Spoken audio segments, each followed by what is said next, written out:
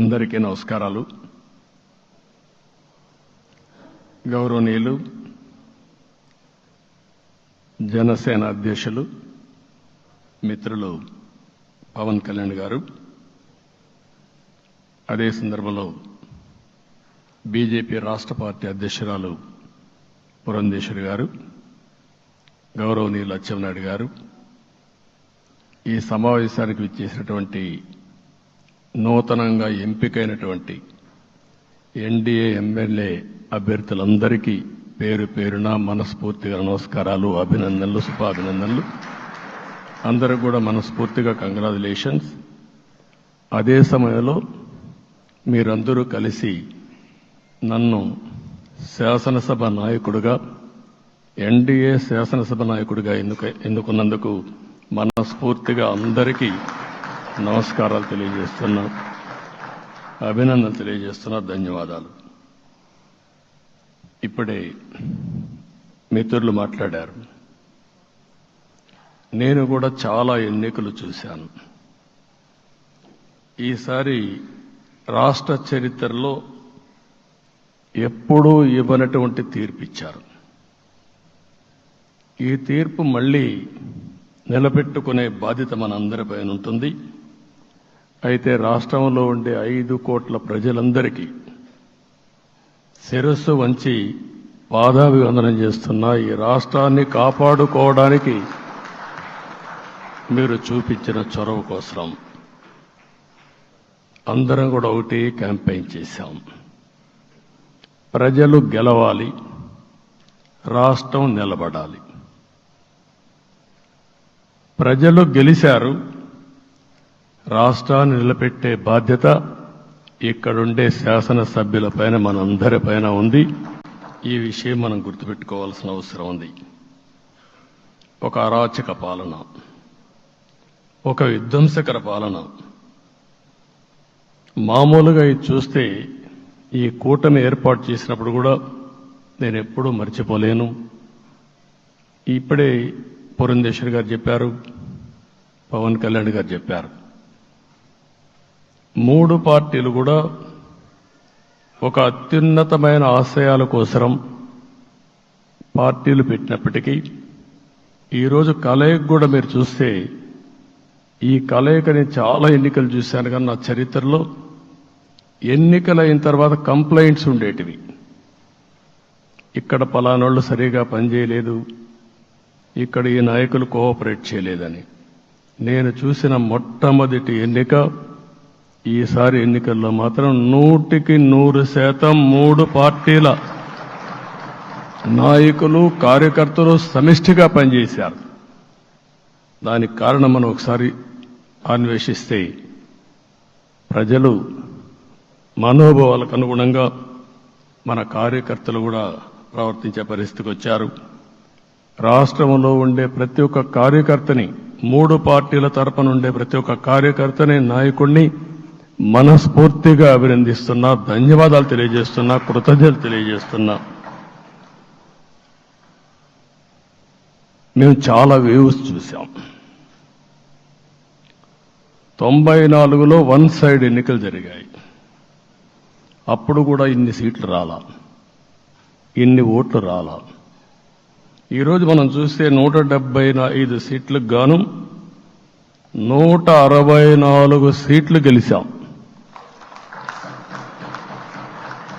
అంటే 11 సీట్లే ఓడిపోయాం.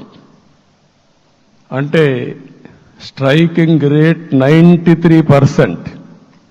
అంటే మామూలుగా 93% రావడం అనేది దేశ చరిత్రలోనే అరుదైన అనుభవం ఇది. అలాంటి అనుభవం ఇక్కడ చూపించారు. ఓటింగ్ కూడా 57% ఓట్లు వేశారు. మనకు 50% ఓట్లు వేస్తే ఎక్కువ అనుకుంటాం. అలాంటిది 57% ఆవరేజ్గా ఈ రాష్ట్ర ప్రజానీకం మనల్ని ఆశీర్వదించారంటే మనలో ఎంత బాధ్యత పెరిగిందో మనం ఒక్కసారి గుర్తుపెట్టుకోవాల్సిన అవసరం ఉంది. జిల్లాల వారీగా, పార్లమెంట్ల వారీగా విశ్లేషిస్తే శ్రీకాకుళం క్లీన్ స్వీప్, 7కు 7 గెలిచాం. విజయనగరం అన్నీ గెలిచాం. అరకు 2-3 ఎన్నికల్లో మనం గెలవకుండా ఈసారి ఎన్డీఏ అభ్యర్థులు చూస్తే 7కు 5 గెలిచాం. మన దురదృష్టం పార్లమెంటు పోయింది. అక్కడి నుంచి వైజాగ్ 7కు 7 గెలిచాం. అనకాపల్లి 7కు 7 గెలిచాం. దెన్ తూర్పుగోదావరి, కాకినాడ, అమలాపురం, రాజమండ్రి, నరసాపురం, పక్కన వస్తే ఏలూరు, మచిలీపట్నం, కృష్ణా, గుంటూరు, నరసరావుపేట, బాపట్ల అన్స్టాపబుల్ 7కు 7 గెలిచాం. అక్కడి నుంచి ఒంగోలులో బ్రేక్ పడింది, ఒక 2 సీట్లు పోయినాయి.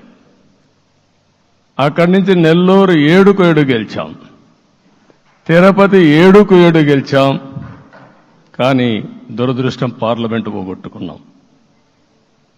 చిత్తూరు ఎప్పుడూ ఇన్ని సీట్లు గెలవాలి, 7కు 7 గెలిచాం. అక్కడి నుంచి రాజంపేటలో 7కు 4 గెలిచాం.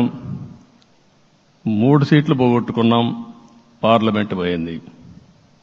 అక్కడి నుంచి మీరు చూస్తే చరిత్రలో ఎప్పుడూ గెలవని విధంగా కడపలో 7కు 5 గెలిచాం మనం. ఆ తర్వాత అనంతపురకు వస్తే క్లీన్ స్వీప్ 7కు 7 గెలిచాం. హిందూపూర్లో 7కు 7 గెలిచాం. నంద్యాల ఎప్పుడూ ఊహించని విధంగా 7కు 7 గెలిచాం. ఆ తర్వాత కర్నూలుకు వస్తే 7కు 5 గెలిచాం. నేను ఈ 11 మందిని కూడా అదే మారిగా జనసేన మిత్రులు పవన్ కళ్యాణ్ గారు 21 సీట్లు తీసుకొని 21 గెలిచాడు.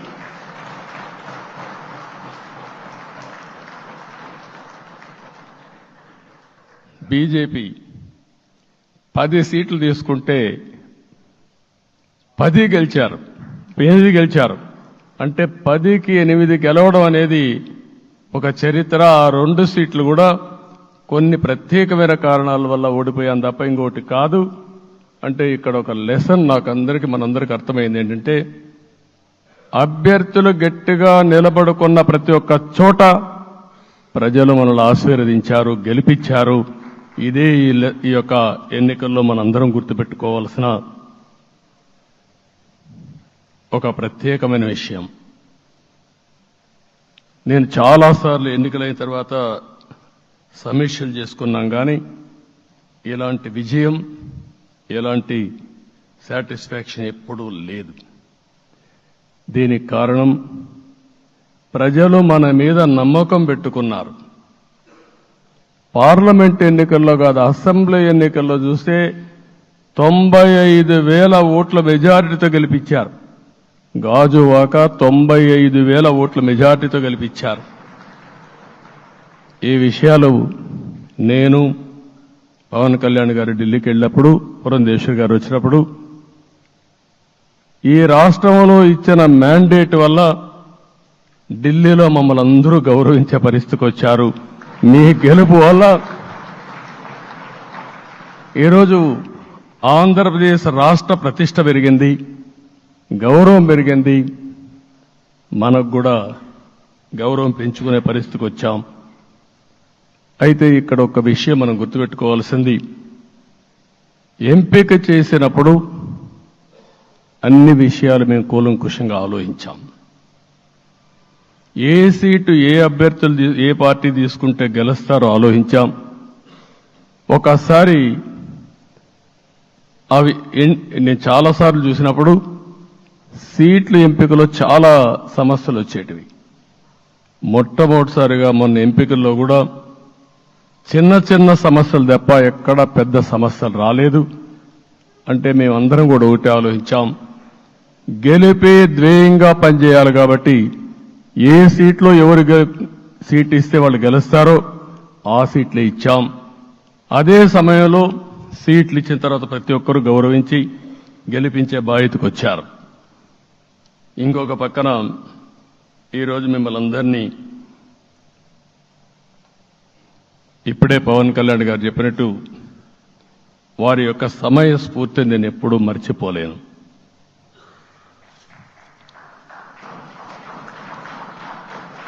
మొట్టమొదటిసారిగా నేను జైల్లో ఉన్నప్పుడు వచ్చాడు.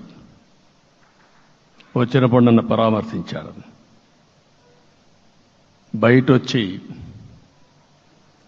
ఈ రాష్ట్రం అంత మునుపు చెప్పినా, అంత మునుపు అనేక సందర్భాల్లో ప్రభుత్వ వ్యతిరేక ఓటు చేయకూడదని చెప్పారు. కానీ నన్ను చూసి బయటికి వెళ్ళిన తర్వాత ఈరోజు తెలుగుదేశం జనసేన పొత్తు పెట్టుకుంటున్నామని చెప్పిన మొదటి వ్యక్తి పవన్ కళ్యాణ్ గారు. అప్పటికే బీజేపీతో పొత్తుంది. అయితే ఒక మాట చెప్పాడు, బీజేపీతో పొత్తుంది, బీజేపీ, తెలుగుదేశం, జనసేన 3 పార్టీలు కలిసి పోటీ చేస్తామని కూడా చెప్పి మళ్ళీ ఆ ప్రయత్నం చేసి కడాన రాష్ట్ర ప్రయోజనాల దృష్ట్యా బీజేపీ, తెలుగుదేశం, జనసేన పొత్తు పెట్టుకున్నాం. మనస్ఫూర్తిగా ఆయన అభినందిస్తున్నా. ఆ రోజటి నుంచి ఎలాంటి పొరపక్షాలు లేకుండా కలిసి పనిచేశారు. మాకు కొన్ని అనుమానాలు ఉండేటివి. ఓటు ట్రాన్స్ఫర్ అవుతుందా లేదా, ఓటు ట్రాన్స్ఫర్ కాకపోతే ఎక్కడన్నా సీట్లు నష్టపోతామని. అందుకే మీరు ఒకసారి చూస్తే ఎన్నికలు మొత్తం సెట్ అయింది, నామినేషన్స్ వేసాం, ముందుకెళ్ళాం. అదే సమయంలో మొట్టమొదటిసారిగా కొవ్వూరులో 3 పార్టీల నాయకులు కలిసి, నేను, పవన్ కళ్యాణ్ గారు, పురంధేశ్వరి గారు, ముగ్గురం కలిసి ఫస్ట్ మీటింగ్ అడ్రస్ చేశాం. అక్కడి నుంచి 6 జిల్లాల్లో మేమిద్దరం కలిసి తిరిగాం. బీజేపీ నాయకులు కలిసి వచ్చారు. ఆ తర్వాత మొట్టమొదటిసారిగా అమిత్ షా గారు ఏదైతే అనంతపూర్లో ధర్మవరం కాన్స్టిట్యున్సీకి వచ్చారు. నేను మొన్న నేషనల్ మీటింగ్లో కూడా చెప్పాను. ఆయన వచ్చినప్పుడు చాలా స్పష్టంగా ఎందుకు మేము పొత్తు పెట్టుకున్నామనే విషయాలు చెప్తూ ఈ ప్రభుత్వ అవినీతిని ఎండగట్టారు, సూటిగా మాట్లాడారు. ఆ ఒక్క మీటింగ్తో రాష్ట్రం మొత్తం ఒక నమ్మకం వచ్చింది. బీజేపీ కూడా పూర్తిగా ఈ కూటమిని సపోర్ట్ చేస్తున్నారనే కాకుండా ఈ రాష్ట్రానికి ఏ అవసరం ఉందో చెప్పగలిగారు. అది అయిన తర్వాత ప్రధానమంత్రి గారు వచ్చారు. మొట్టమొదటి మీటింగ్ మీరు చూస్తే ఇక్కడనే రాజమండ్రిలో పెట్టారు. రాజమండ్రిలో స్పష్టత ఇచ్చారు. దేని అనకాపల్లిలో స్పష్టత ఇచ్చారు. తర్వాత రాజంపేటలో మాట్లాడుతూ చాలా క్లియర్గా చెప్పారు. ఇదే విజయవాడకు వచ్చినప్పుడు రోడ్ షో పెడితే నా జీవితంలో ఎప్పుడూ చూడలేదు, ప్రధానమంత్రి గారు కూడా అదే చెప్పారు, బ్రహ్మాండమైన రోడ్ షో విజయవాడలో జరిగిందని ప్రధానమంత్రి గారు కూడా అభినందించే పరిస్థితికి వచ్చారు. ఇవన్నీ కలయికే మన విజయం. ఈ విషయం మనం గుర్తుపెట్టుకోవాల్సిన అవసరం ఉంది. మీరు కష్టపడ్డారు. నేను చాలా ఎన్నికల్లో చూశాను. అందరూ అభ్యర్థులు కూడా ఈ ఎన్నికల్లో కష్టపడిన విధానం కానీ ఇంత కష్టం నేను ఎప్పుడూ చూడలేదు. ఒక్క మాటలో చెప్పాలంటే ప్రతి ఒక్కరూ మనసు పెట్టి పనిచేశారు. అందుకే ఈ గెలుపు వచ్చిందని చెప్పి కూడా నేను మీకు తెలియజేస్తున్నా. మీ అందరి సహకారంతో రేపు ప్రమాణ స్వీకారం చేస్తున్నాను. దానికి మీ అందరికీ ధన్యవాదాలు. రేపు ప్రమాణ స్వీకారానికి నరేంద్ర మోడీ గారు ప్రధానమంత్రిగా వారు వస్తున్నారు. అదే మరిగా ఎన్డీఏ నాయకులు వస్తున్నారు. ఇది ఒక అరుదైన అనుభవం. అంటే నేను 4వసారి ముఖ్యమంత్రిగా ప్రమాణ స్వీకారం చేస్తున్నాను. కానీ ఈసారి దీనికి ఉండే ప్రాధాన్యత, ప్రజలు మన మీద పెట్టుకున్న నమ్మకం, నష్టపోయారు, ఇబ్బందులు పడ్డారు, మన మీద హోప్ పెట్టుకున్నారు. తిరిగి నేను ఒక్కడినే చేసే కార్యక్రమం కాదు. అందరం సమిష్టిగా మళ్లీ ప్రజలకు రుణం తీర్చుకునే సమయం ఆసన్నమైంది. దానికి ఈ రాష్ట్రానికి పూర్తిగా కేంద్ర సహకారం అవసరం. నిన్న పోయినప్పుడు కూడా నేను చాలా స్పష్టంగా కేంద్ర నాయకత్వాన్ని కోరాను. అటు అమిత్ షా గారిని, అదే మరి ప్రధానమంత్రి గారిని అందరినీ కోరాం. పూర్తిగా సహకరిస్తామని వారు హామీ ఇచ్చారు.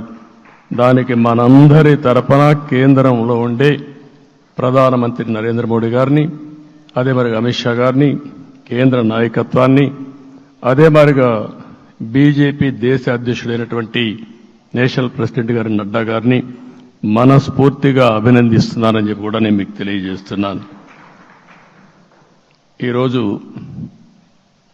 40 సంవత్సరాలుగా రాజకీయాల్లో ఉన్నాను. నేను ఎప్పుడు కూడా రాగద్వేషాలకు అతీతంగా రాజ్యాంగంలో ఏదైతే మనం ప్రమాణం చేస్తామో రాజ్యాంగాన్ని అనుసరించి అదే విధంగా పనిచేశాను. మళ్ళీ ఈరోజు మీ అందరికీ హామీ ఇస్తున్నా. నాకు అలవాటు ప్రజల కోసం కష్టపడడం, అవిశ్రాంతంగా పనిచేయడం, పోరాటాలు మాత్రమే నాకు తెలుసు. ప్రజాహితం మాత్రం తెలుసు. తప్పకుండా దాన్ని నిలబెట్టుకుంటా. ఇన్ని దశాబ్దాలుగా కూడా ప్రతి అడుగు కూడా మీరు ఒకసారి చూస్తే ప్రతి ఆలోచన, తపన అన్నీ కూడా ప్రజల కోసమే చేశాం. ఈరోజు మనకిచ్చింది ప్రజల అధికారం కాదు. ఇది ఒక పవిత్రమైన అత్యున్నతమైన బాధ్యత మనకు అప్పచెప్పారు. ఈ విషయం అనుక్షణం ప్రతి ఒక్కరూ మనం గుర్తుపెట్టుకోవాల్సిన అవసరం ఉంది. నేను 14 సంవత్సరాలు దగ్గర ముఖ్యమంత్రిగా ఉన్నాను. 15 సంవత్సరాలు ప్రతిపక్ష నాయకుడిగా పనిచేశాను. ఎన్నో సవాళ్లు చూశాను, ఎన్నో సంక్షోభాలు చూశాను. ప్రతి ఒక్క సంక్షోభాన్ని ఒక అవకాశంగా మలుచుకుని ముందుకు పోయాం. ఈరోజు కూడా మీకు అందరికీ ఈరోజు రాష్ట్రంలో మనం చూస్తే చాలా సమస్యలున్నాయి. నా అనుభవాన్ని మొత్తం తీసుకుని పూర్తిగా మీ అందరి సహకారంతో, మిత్రులు పవన్ కళ్యాణ్ గారి సహకారంతో పేద ప్రజల జీవితాలను మార్చడానికి మనం నిత్యం ఆలోచిద్దాం.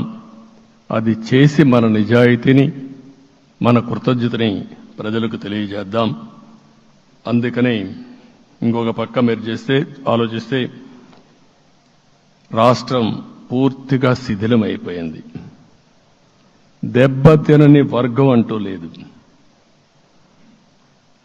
అందుకనే ఓసారి ఆశ్చర్యం కూడా వేస్తుంది. ఈ రాష్ట్రం నుంచి కూలి పనుల కోసం వేరే రాష్ట్రాలకు వెళ్లిన వ్యక్తులు సొంత డబ్బులు పెట్టుకుని వాళ్ళ యొక్క ఫుడ్ కూడా పాకెట్స్ తయారు చేసుకొని వచ్చి ఓటేసి మళ్లీ వెళ్లారు. ఇది ఊహించని పరిణామం. ఇక్కడుండేవాడు ఓటేయడం ఒక ఎత్తైతే, పేదవాడు చిన్న చిన్న పనులు చేసుకునేవాడు కూడా వచ్చి ఓటేశారు. ఎక్కడో అమెరికా, ఆస్ట్రేలియా, ఆఫ్రికా విదేశాల్లో ఉండే ఎన్ఆర్ఐస్ అయితే లక్షల రూపాయలు ఖర్చు పెట్టుకొని వచ్చి పనిచేశారు. లక్షల రూపాయలు ఖర్చు పెట్టుకొని వచ్చి మనకు ఓటేశారు. నా జీవితంలో ఎన్నోసార్లు ఎన్నికలు చూశాను, కానీ ఈసారి ఒక బాధ్యతతో ఓటర్స్ ప్రవర్తించిన తీరు శాశ్వతంగా తెలుగు జాతి చరిత్రలో మిగిలిపోతుంది. అది ఈరోజు జరిగిన విషయం మనం గుర్తుపెట్టుకోవాలి. మనందరం ఒకటే గుర్తుపెట్టుకోవాల్సిన అవసరం ఉంది. ఏ అహంకారంతో విర్రవీగిపోయారో ఆ అహంకారం కూలిపోయింది. ఎన్నోసార్లు మనం చెప్పాం, ఏ వ్యక్తికి పదవొస్తే వినయం కూడా అవసరం. పదవొచ్చిందని విర్రవీగిపోయి రేపనేది లేకుండా ఉంటుందనుకుంటే మాత్రం ఇదే జరిగే పరిస్థితి వస్తుంది. అయితే మీ అందరినీ నేను కోరేది ఒకటే, ఇవన్నీ ఒక కేస్ స్టడీగా మీరందరూ స్టడీ చేసుకోవాల్సిన అవసరం ఉంది. ప్రజలు బూతులు మాట్లాడే నేతల్ని, అరాచక శక్తుల్ని, అవినీతి పరుల్ని చూశారు. పాలకులంటే ఎలా ఉండాలో చూశారు. ఈ 5 సంవత్సరాల్లో పాలకుడు ఎలాంటి వాడు వచ్చి అర్హత లేని వ్యక్తి ఏ విధంగా ఉన్నాడో చూశారంటే, ఈరోజు ఇచ్చిన తీర్పు ఈ 5 ఏళ్లు పరిపాలించినటువంటి వ్యక్తి యొక్క ప్రవర్తన చూసిన తర్వాత ఇలాంటి వ్యక్తి పాలనకు పనికిరాడనే ఉద్దేశంతో ఓట్లు చేసే పరిస్థితికి వచ్చారు. ఇది నా ఉద్దేశ ప్రకారం ఒక కేస్ స్టడీ అవుతుంది, మనందరం కానీ జాగ్రత్తగా ఆలోచిస్తే. కానీ మనం కూడా అదే విధంగా కక్ష తీర్చుకోవాలి అని కానీ మనం ముందుకు పోతే మనకు కూడా సమస్య వస్తుంది. అదే సమయంలో ఒకటే చెప్తున్నా, తప్పు చేసిన వాడిని క్షమించి పూర్తిగా వదిలిపెడితే కూడా మళ్ళా అలవాటుగా మారుతుంది.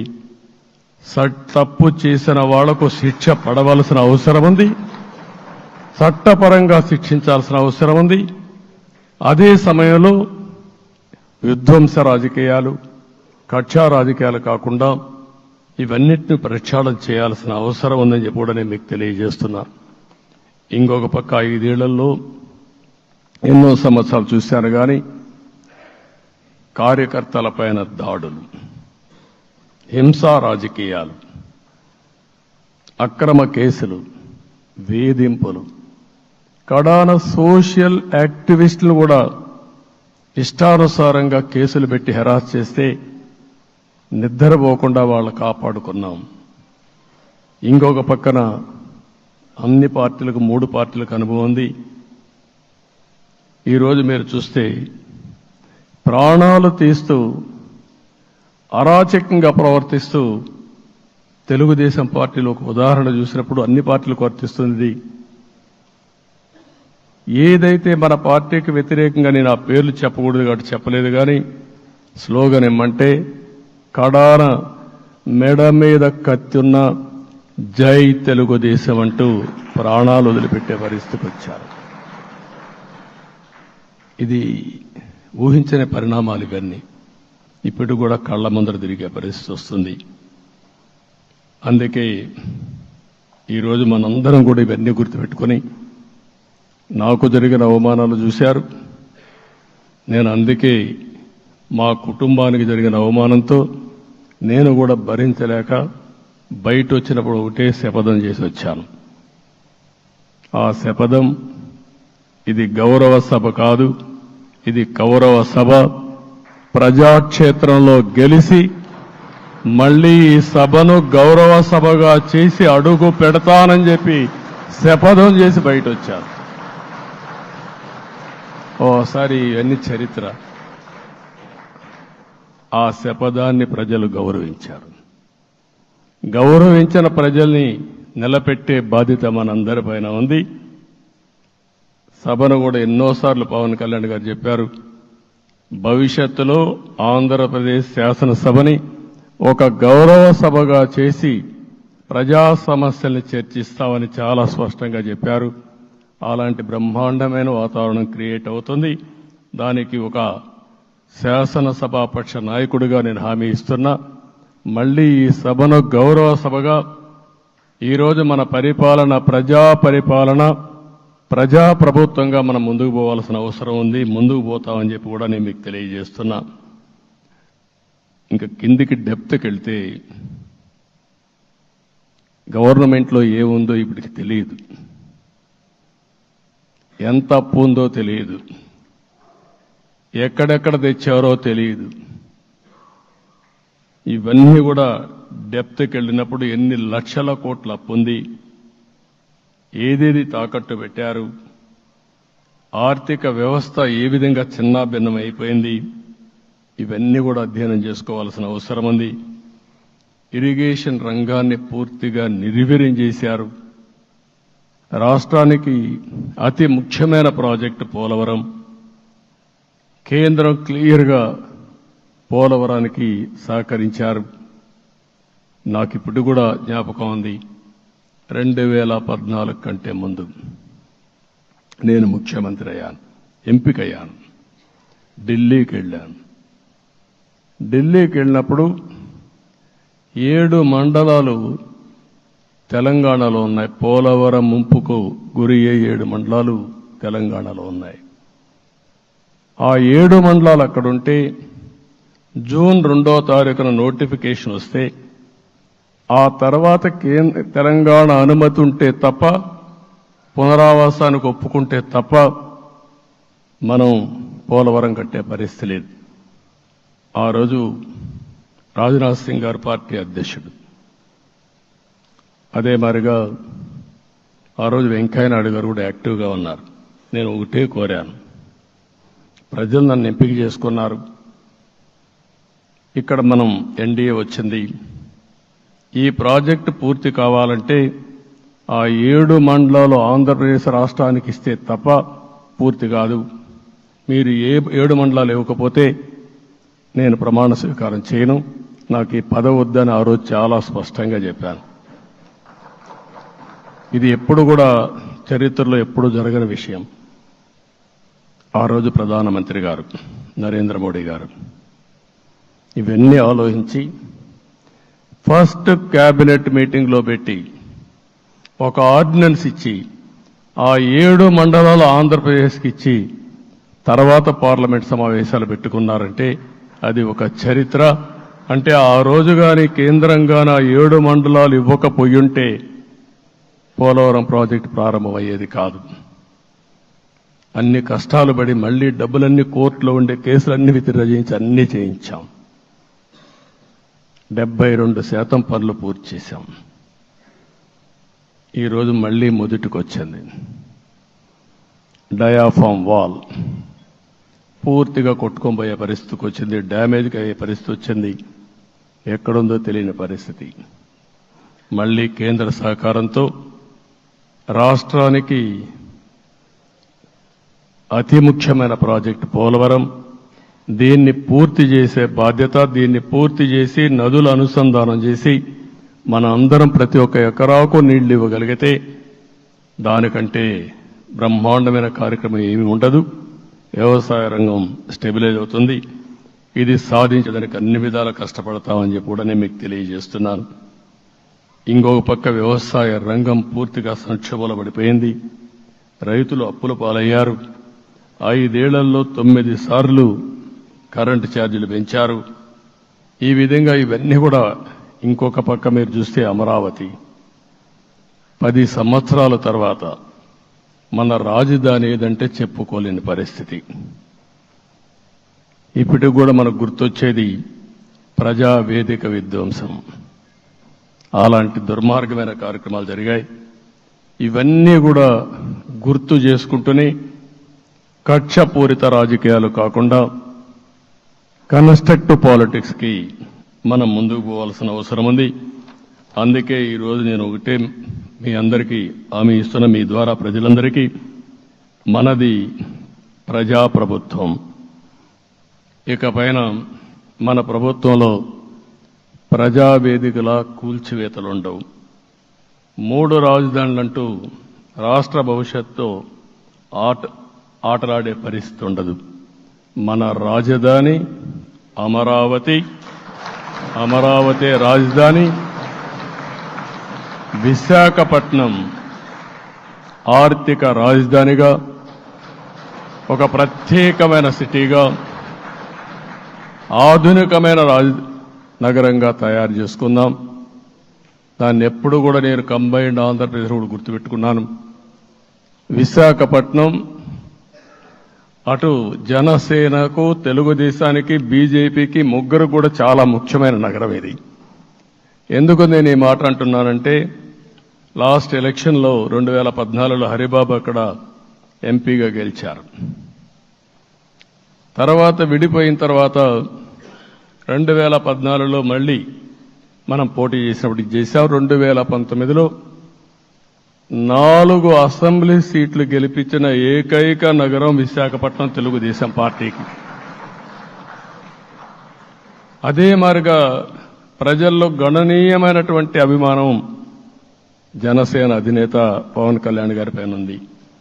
ఈ 3 కలిపి నిన్న ఒక సునామీ మారిగా వచ్చింది. అక్కడ ఒక్కొక్క సీట్లో మీరు చూస్తే 90,000, 90,000, 70,000, 80,000 మెజారిటీతో గెలిపించారంటే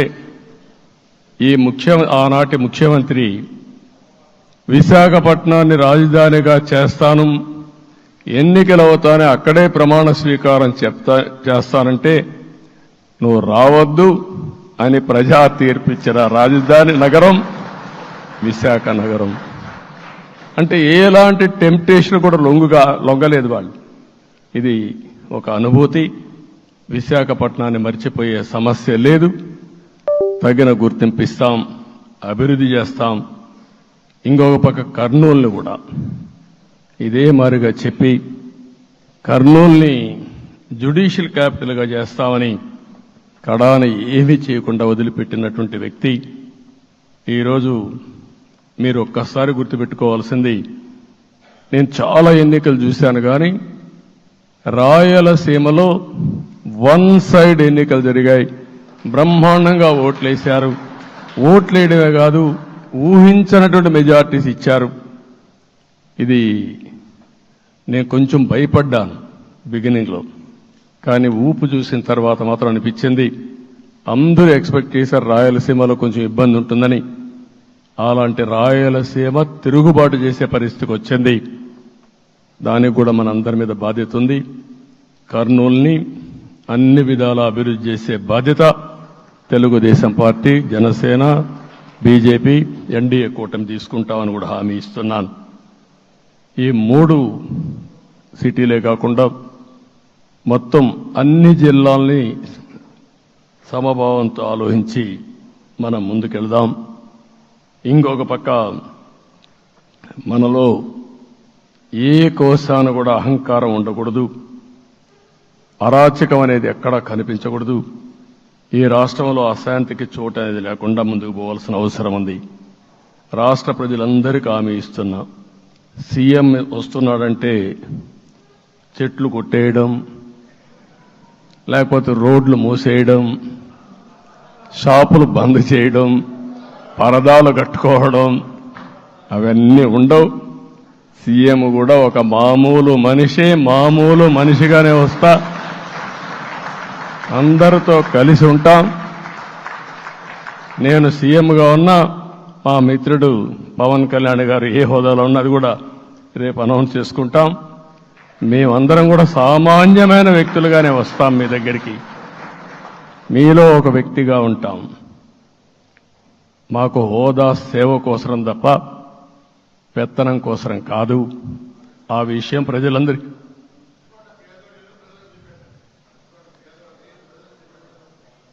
అవన్నీ చేస్తాం. ఇంకొక పక్కన నిన్న మొన్న నేను వస్తానంటే వాళ్ళకు కూడా తెలుసు కాబట్టి ఎన్డీఏ అభ్యర్థిగా అంటే శాసనసభ నాయకుడిగా ఎన్నుకుంటారనే ఉద్దేశంతో, ముఖ్యమంత్రి అవుతాను ఉద్దేశంతో రోడ్లన్నీ కూడా నిలిపేస్తాను. నేను ఒకటే చెప్పాను, మేము వచ్చినప్పుడు ఒక్క నిమిషం ఒక సిగ్నల్కి ఇంకొక సిగ్నల్కి కొద్దిగా గ్యాప్ పెట్టుకోండి. అవసరమైతే ఒక 5 నిమిషాలు లేట్ అయినా మాకు పర్వాలేదు, కానీ ప్రజలు ఎవ్వరికీ ఇన్కన్వీనియన్స్ కలగకూడదని చాలా స్పష్టంగా ఆదేశాలు ఇచ్చాం. కాబట్టి అవన్నీ మనం చేద్దాం. ఇంకొక పక్కన దాడులు చేసి బాధితులపైనే కేసులు పెట్టే పరిస్థితి ఉండదు ఈ రోజు నుంచి. అది కూడా మనం చూశాం. ఏ ఒక్కరి ఆత్మగౌరవానికి భంగం కలగదు. ఒక పాజిటివ్ గవర్నెన్స్ అన్ని చోట్ల కనబడుస్తుంది. ప్రజాహితం కోసమే పనిచేస్తాం. ప్రతి నిర్ణయం, ప్రతి అడుగు ప్రజల కోసమే ఉంటుంది. స్టేట్ ఫస్ట్ అనే నినాదంతో ముందుకు పోతాం. ఈరోజు మేము ముగ్గురం కూడా ఢిల్లీలో వెళ్ళినప్పుడు కూడా మా ఆలోచన ఈ రాష్ట్రం ముందుండాలనే ఉద్దేశంతోనే ముందుకు పోయాం. అదే సమయంలో ఈరోజు మన రాష్ట్రానికి కూడా సముచితమైన గౌరవం. 3 మంత్రులు కేంద్రంలో మన వాళ్ళు ఉండే పరిస్థితికి వచ్చారు. ఒక పక్కన రామ్మోహన్ నాయుడు శ్రీకాకుళం ఎంపీ, ఆయన కేంద్రంలో మంత్రి పదవి, కేబినెట్ పదవి వచ్చింది. ఇంకొక పక్కన పెంబసాని చంద్రశేఖర్కి స్టేట్ మినిస్టర్గా ఎంఓఎస్ కింద ఇచ్చారు. మూడోది కూడా ఒక సామాన్యమైన కార్యకర్త Srinivasa Varma, Narasapur MP, BJP MP, ఈరోజు కేంద్రంలో మంత్రి స్థానం వచ్చింది. ఓసారి బీజేపీలో కూడా ఇది ఒక ప్రత్యేకత. ఆయన ఎంపీ ఇచ్చినప్పుడు నాకే ఆశ్చర్యం వేసింది. ఒక మామూలు వ్యక్తి ఎంపీ ఇచ్చారు. అప్పుడు ఆలోచించినప్పుడు నేను ఫస్ట్ మీటింగ్ పోతే వచ్చాడు. వచ్చినప్పుడు నేను ఎంక్వైరీ చేస్తే ఆయన స్ట్రాంగ్గా పార్టీ కోసం పనిచేశాడు. ఒక పార్టీ కార్యకర్తను గుర్తించిన పార్టీ భారతీయ జనతా పార్టీ. అది కూడా తెలుగుదేశంలో కూడా చేస్తున్నాం, జనసేనలో కూడా చేస్తున్నాం. వారి యొక్క ప్రత్యేకత. ఈరోజు నిన్న కూడా మనం అందరం చూస్తే మోదీ గారు మొన్నే మీటింగ్ అయినప్పుడు చూశాం, ఆయన స్పీచ్ను కూడా చూశాం. నేను కూడా చాలా స్పష్టంగా చెప్పాను, 10 సంవత్సరాల మోడీ గారి పరిపాలన దేశ ప్రతిష్ట పెంచింది. ప్రపంచంలోనే భారతీయులకు గుర్తింపు వచ్చింది. 11వ స్థానంలో ఉన్న ఆర్థిక వ్యవస్థ ఈరోజు 5వ స్థానానికి తీసుకొచ్చారు. ఇంకొక పక్కన ఎన్డీఏ 3.0 ఈ పరిపాలన 5 ఏళ్లలో 5వ స్థానం నుంచి 3వ ఆర్థిక అతిపెద్ద దేశంగా భారతదేశం ఎమర్జీ కాబోతుంది. ఇది మన దేశానికి గర్వకారణం. ఇంకొక పక్కన ఆయన కల వికసిత్ భారత్ 2047, మనందరి కల వికసిత్ ఆంధ్రప్రదేశ్. ఇది మనందరం ఒక కలగా పెట్టుకొని ముందుకు పోవాల్సిన అవసరం ఉంది. అదే సమయంలో మనందరి ఆలోచన పేదరికం లేని సమాజం, zero poverty nation, zero poverty state, zero poverty నియోజకవర్గం. ఇది ఎన్టీ రామారావు గారి కళ. ఆయన చాలాసార్లు నేను మొన్న కూడా చెప్పాను, ఒకప్పుడు కమ్యూనిజం, క్యాపిటలిజం, సోషలిజం ఇది ఆర్థిక సంస్కరణ రాని ముందు ప్రతి ఒక్కరిని అడిగే విధానం. ఎవరిని అడిగినా మీరు ఏ సైడ్ ఉంటారని అడిగేవాళ్ళు. అలాంటి సమయంలో ఎన్టీ రామారావు గారిని మీరు ఏ ఇజాన్ని నమ్ముతారో చెప్పమంటే, నాకు ఈ ఇజాల గురించి తెలియదు, నాకు తెలిసింది ఒకే ఒక ఇజం, అది హ్యూమనిజం అని చెప్పిన ఏకైక నాయకుడు భారతదేశంలో ఎన్టీ రామారావు గారు. ఆయన ఆ రోజు చెప్పింది పేదరికం లేని సమాజాన్ని సృష్టించాలని, పేదవాళ్లే దేవుళ్ళు, సమాజమే దేవాలయం అని చెప్పిన వ్యక్తి. ఆ కళని సాధికారం చేద్దాం. అదే నేను నిన్న చెప్పినప్పుడు కూడా ఈ దేశం అభివృద్ధి కావడంలో ఎలాంటి అనుమానం లేదు. కానీ ఆ అభివృద్ధి ఫలితాలు పేదవాళ్లకు తీసుకుపోవడంలో కాన్షియస్ ప్రజా నిర్ణయాలు తీసుకోవాలి, పబ్లిక్ పాలసీ తీసుకోవాలి. దానికి మన రాష్ట్రం నాంది పలికి కేంద్రానికి కూడా ఒక ఆదర్శంగా మనం నిరూపించుకుందాం. దానికి మీరందరూ కూడా మీ స్థాయిల్లో మీరు చేయాల్సిందిగా నేను కోరుకుంటూ ఈరోజు ప్రజలందరికీ విజ్ఞప్తి చేస్తున్నాం. మీరు ఓట్లేశారు, మమ్మల్ని గెలిపించారు, మీరు గెలిచారు, మీ పని అయిపోలేదు. కానీ మమ్మల్ని అనునిత్యం ఆశీర్వదించుతూ నడిపించే బాధ్యత ప్రజల్ని తీసుకోమని పూర్తిగా కోరుకుంటున్నా. ప్రజాస్వామ్యంలో ఎప్పుడు కూడా ఓట్లేసి బాధ్యత లేకుండా ఉండేవాళ్ళు, కావాల్సింది అడిగేవాళ్ళు. నిన్న ఎన్నికల్లో చాలా మందిని చూశాను. ఫస్ట్ టైం పోలింగ్ ప్రారంభం అవుతానే అరాకొర వచ్చేవాళ్ళు. పోలింగ్ స్టేషన్లో కూడా మనుషులు ఉండేవాళ్ళు కాదు. కొంతమంది మధ్య తరగతి అబవ్ ఉండేవాళ్ళైతే ఎప్పుడో మధ్యాహ్నం పైన పోదామని ఇంట్లో లీజర్గా పడుకునేవాళ్ళు. మధ్యాహ్నం పైన కూడా ఖాళీగా ఉంటే వచ్చేవాళ్ళు, ఎండలు ఎక్కువ ఉంటే కొంతమంది అవాయిడ్ చేసేవాళ్ళు. అందుకే మొన్న ఎన్నికల్లో మీరు చూస్తే ఫస్ట్ అవర్లో ప్రతి ఒక్క పోలింగ్ స్టేషన్ ఫుల్గా క్యూలు ఉన్నాయి. ఆ క్యూలు కంటిన్యూ అయింది. మీరు చూస్తే రాత్రి 2 గంటల వరకు క్యూలో నిలబడుకొని ఓట్లు వేశారంటే వాళ్ళ బాధ్యత వాళ్ళు నెరవేర్చారు. దానికి మనం అందరం గుర్తుపెట్టుకొని ఏ విధంగా చేయాలనో మనం కూడా చేయాల్సిన అవసరం ఉంది. ప్రజలందరికీ విజ్ఞప్తి చేస్తున్నా, మమ్మల్ని నడిపించండి. ఎక్కడైనా మేము తప్పు చేస్తే చెప్పే విధానం కూడా ఎస్టాబ్లిష్ చేస్తాం. ఎప్పటికప్పుడు ఫీడ్బ్యాక్ ఇవ్వండి. ఫైనల్గా కలిసి సాగుదాం, రాష్ట్రాన్ని పునర్నిర్మాణం చేద్దాం. నా జీవితంలో నేను చాలా చూశానుగా, నాకు ఒకటే కోరిక, భారతదేశం ప్రపంచ దేశాల్లో నెంబర్ 1 దేశంగా తయారు కావాలి. అవుతుంది, దాంట్లో అనుమానం లేదు. 2047కి ప్రపంచంలో భారతదేశం మొదటి స్థానం బాగా పనిచేసుకుంటే, లేకపోతే 2వ స్థానంలో మనం ఉంటాం. అదే సమయంలో ప్రపంచం మొత్తం భారతీయులు నెంబర్ 1 స్థానంలో ఉంటారు. అది నరేంద్ర మోడీ గారి కళ.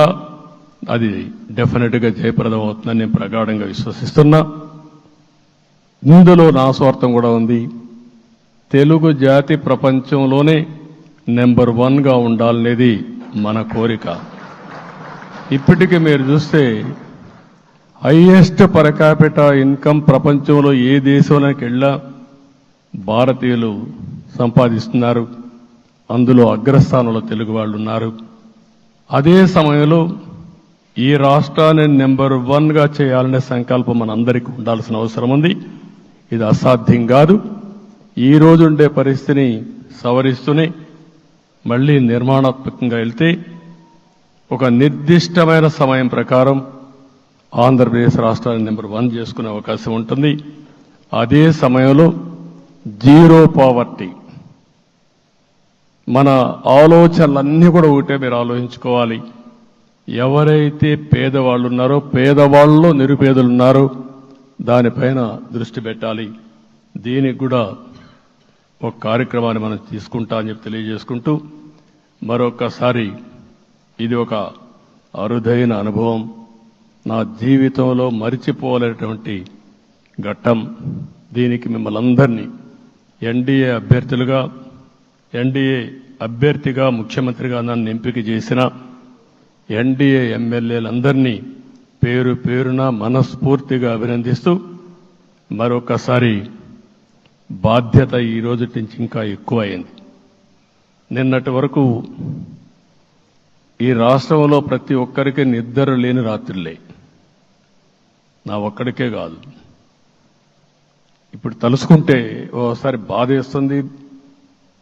ఆ బాధపడిన రోజులు చూసుకుంటే, ఒక వ్యక్తిని జైల్లో పెట్టినప్పుడు నాకు 40 రోజుల నుంచి 90 రోజులు 100 రోజులు పట్టేది మళ్ళా బయట తేవాలంటే. మళ్ళా జైల్లో ఏం చేస్తారో తెలియదు. అక్కడి నుంచి ఇంకా ప్రెషర్ మౌంటప్ చేసుకుంటూ వచ్చాం.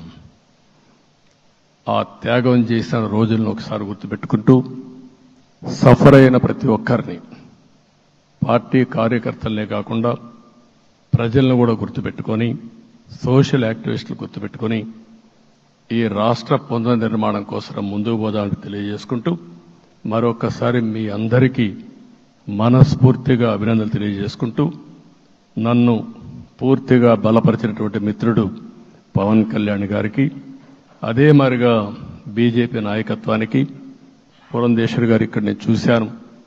మేమిద్దరం, వారు ఎంపీ అభ్యర్థిగా ఉన్నప్పటికీ ఎప్పుడో కంప్లైంట్ చేసినా లేకుంటే కోఆర్డినేషన్ ప్రాబ్లం వచ్చినా ఇమీడియట్గా స్పందించి వారు కూడా కోఆర్డినేట్ చేశారు. అందరూ కూడా ఎక్కడ పొరపచ్చాలు లేకుండా మనస్ఫూర్తిగా చేశాం కాబట్టి ఈ గెలుపు సాధ్యమైంది. ఈ గెలుపుకు సహకరించిన ప్రతి ఒక్క నాయకుడికి, ప్రతి ఒక్క పార్టీకి, ప్రతి ఒక్క కార్యకర్తకి, ప్రజలందరికీ కూడా పేరు పేరున మనస్ఫూర్తిగా నమస్కారాలు తెలియజేసుకుంటూ మీ అందరి దగ్గర సెలవు తీసుకుంటున్నాను. జై హింద్, జై హింద్.